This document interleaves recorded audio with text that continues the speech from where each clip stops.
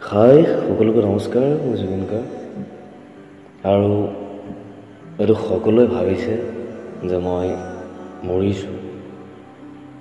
আচলতে মই মৰা নাই, মই এতিয়াও আছোঁ, জীয়াই আছোঁ।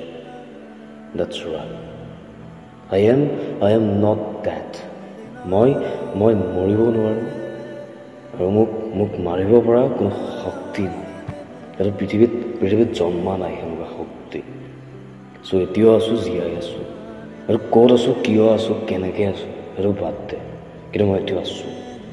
আৰু অসমৰ মানুহক দেখি আছোঁ, চাই আছোঁ, আৰু দূৰৰ পৰা চাই আছোঁ।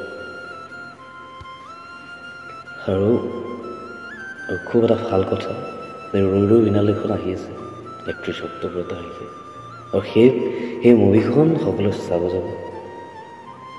আৰু ৰৈ ৰৈ বিনালেখন 31 অক্টোবৰত আহি আছে, চাব। আৰু সাগৰত বিলীন হৈ যোৱা এটা কথা আছে, মানে সাগৰত নোহোৱা হৈ যাম।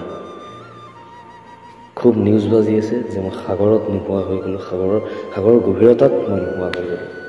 কিন্তু মই সাগৰত মৰিব বিচাৰোঁ, মই ব্ৰহ্মপুত্ৰত মৰিব বিচাৰোঁ। আৰু সেই ব্ৰহ্মপুত্ৰত নমৰালৈকে মই সদায় জীয়াই আছোঁ। মোৰ ব্ৰহ্মপুত্ৰ, মই অসমত মৰিম। গতিকে মই ছিংগাপুৰত গৈছিলোঁ, মই মৰা নাই, আছোঁ।